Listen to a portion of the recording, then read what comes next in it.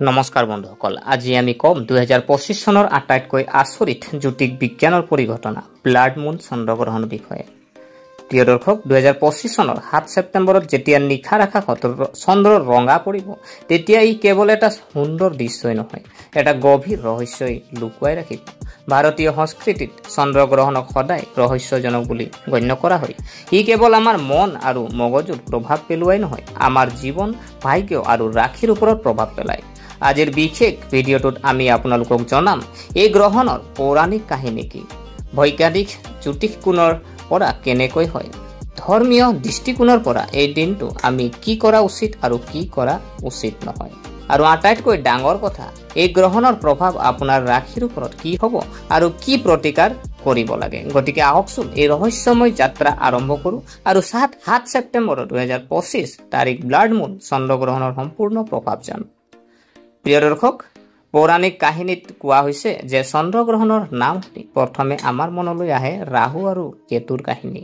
কোৱা হয় যে সাগৰৰ মন্থনৰ সময়ত যেতিয়া অমৃত কলহ ওলাই আহিছিল, তেতিয়া ইয়াক লৈ দেৱতা আৰু অসুৰৰ মাজত ডাঙৰ সংঘাত হৈছিল। ভগৱান বিষ্ণুৱে মোহিনী ৰূপ লৈ দেৱতাক অমৃত দিবলৈ আৰম্ভ কৰিলে, কিন্তু সৰভানু নামৰ এজন অসুৰে গোপনে দেৱতাৰ শাৰীত বহি অমৃত পান কৰিছিল। সূৰ্য আৰু চন্দ্ৰই এই কথা দেখাৰ লগে লগে ভগৱান বিষ্ণুক ইংগিত দিলে। ভগৱানে লগে লগে সেই অসুৰৰ মূৰটো সুদৰ্শন চক্ৰৰে কাটি পেলালে, কিন্তু অমৃত পান কৰাৰ বাবে তেওঁৰ মূৰ আৰু দেহ দুয়োটা অমৰ হৈ পৰিল।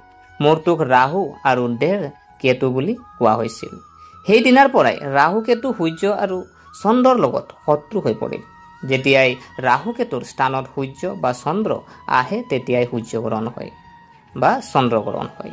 এই কাৰণেই চন্দ্ৰগ্ৰহণক কেৱল জ্যোতিষ বিজ্ঞানৰ পৰিঘটনাই নহয়, এক ঐশ্বৰিক ৰহস্য বুলি গণ্য কৰা হয়।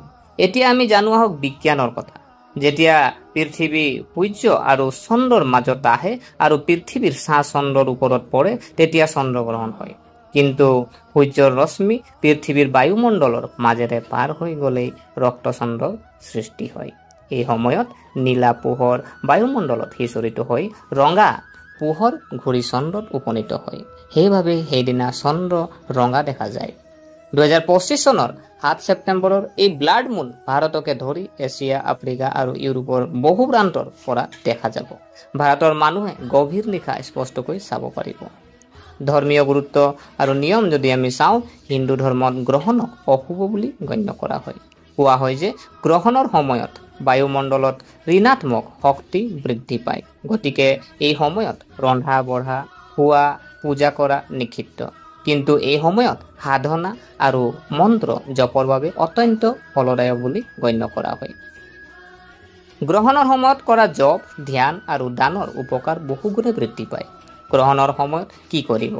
মন্ত্ৰ জপ কৰক, বিশেষকৈ ওম নম শিৱায় আৰু ওম দুৰ্গায় নম আপুনি মন্ত্ৰ জপ কৰে।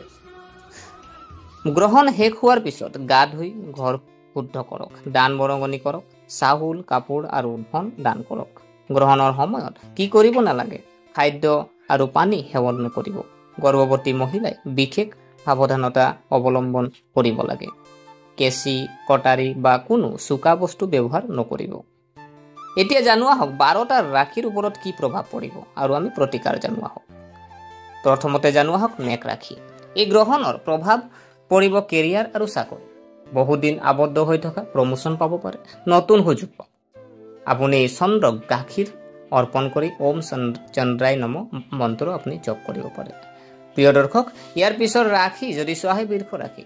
স্বাস্থ্য আৰু সম্পৰ্কত উন্নতি হ'ব, অসুস্থতাৰ পৰা সকাহ পাব। পত্নীৰ সৈতে সম্পৰ্ক মধুৰ হ'ব। মা দুৰ্গাক ৰঙা ফুল আগবঢ়াওক। ইয়াৰ পিছৰ ৰাশি যদি চোৱা হয় মিথুন ৰাশি। শিক্ষা আৰু প্ৰেম জীৱনত মংগল আহিব। ছাত্ৰ ছাত্ৰীয়ে লাভ কৰিব সফলতা। প্ৰেমৰ সম্পৰ্ক সুদৃঢ় হ'ব। আপুনি শিৱলিংগত বেলপাত্ৰ আগবঢ়াওক। ইয়াৰ পিছৰ ৰাশি যদি চোৱা হয় কৰ্কট ৰাশি। পাৰিবাৰিক সুখ পাব, পূৰ্বপুৰুষৰ সম্পত্তিৰ লাভ। ঘৰতে আৰম্ভ হ'ব নতুন কাম। গাখীৰ আৰু চাউল দান কৰক। ইয়াৰ পিছৰ ৰাশি যদি চোৱা হয় সিংহ ৰাশি। কেৰিয়াৰত নতুন সুযোগ, সমাজত সন্মান বাঢ়িব।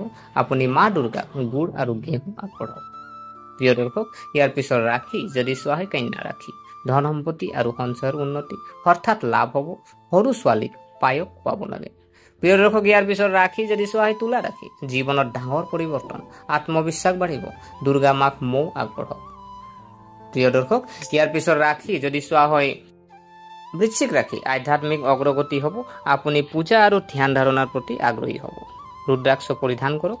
ইয়াৰ পিছত ৰাখি যদি চোৱা হয় ধনু ৰাখি, বন্ধু আৰু সামাজিক জীৱন শুভ হ'ব, নতুন যোগাযোগৰ দ্বাৰা উপকৃত হ'ব, আহত বছৰ পানী আগবঢ়ক। প্ৰিয় দৰ্শক, ইয়াৰ পিছত ৰাখি যদি চোৱা হয় মকৰ ৰাখি, কেৰিয়াৰত অগ্ৰগতি, পদোন্নতি আৰু চাকৰিৰ সম্ভাৱনা, মাটিমাহ আৰু তিল দান কৰক। ইয়াৰ পিছত ৰাখি যদি চোৱা হয় কুম্ভ ৰাখি, বিদেশ ভ্ৰমণ আৰু শিক্ষাৰ ক্ষেত্ৰত লাভৱান হওক, ছাত্ৰ ছাত্ৰীৰ বাবে ভাল সময়, মা দুৰ্গাক নাৰিকল আগবঢ়াওক। প্ৰিয় দৰ্শক, ইয়াৰ শেষৰ ৰাখি যদি চোৱা হয় মীন ৰাখি, ধন সম্পত্তি সম্পৰ্কৰ উন্নতি অৰ্থাৎ লাভ, পত্নীৰ পৰা সমৰ্থন পাব, দুখীয়া শিশুক মিঠা খাদ্য খুৱাব লাগে। প্ৰিয় দৰ্শক, সকলো ৰাখিৰ সাধাৰণ প্ৰতিকাৰ যদি আমি চাওঁ, গ্ৰহণৰ আগতে খাদ্য তুলসীৰ পাত থ'ব লাগে, গ্ৰহণৰ সময়ত মন্ত্ৰ জপ কৰক, গ্ৰহণৰ পিছত গা ধুই ঘৰত গংগা পানী ছটিয়াই দিব, দৰিদ্ৰ যিসকল আমাৰ লোক আছে তেখেতসকলক চাউল আৰু কাপোৰ দান কৰক। গতিকে বন্ধুসকল, 2025 চনৰ 7 ছেপ্টেম্বৰৰ ব্লাড মুন চন্দ্ৰগ্ৰহণ কেৱল জ্যোতিষ বিজ্ঞানৰ পৰিঘটনা নহয়, ই আমাৰ জীৱনলৈ নতুন পৰিৱৰ্তন আৰু সুযোগ কঢ়িয়াই আনে। আকাশত যেনেকৈ ৰঙা চন্দ্ৰ উদয় হয়, ঠিক তেনেদৰে আমাৰ জীৱনতো নতুন পোহৰ জিলিকি উঠে। সেই দিনটোত যদি আমি সঠিক ব্যৱস্থা লওঁ, মা দুৰ্গা আৰু ভগৱান শিৱক স্মৰণ কৰোঁ, তেতিয়া নিশ্চয় জীৱনত সফলতা, শান্তি আৰু সুখ পাম। যদি ভিডিঅ'টো ভাল লাগিলে তেন্তে লাইক আৰু শ্বেয়াৰ কৰিব, লগতে আপোনাৰ ৰাখি কি ৰাখিটো কমেণ্টত লিখক। মা দুৰ্গাই আপোনালোকক সকলোৰে ওপৰত আশীৰ্বাদ বজাই ৰাখক। ধন্যবাদ।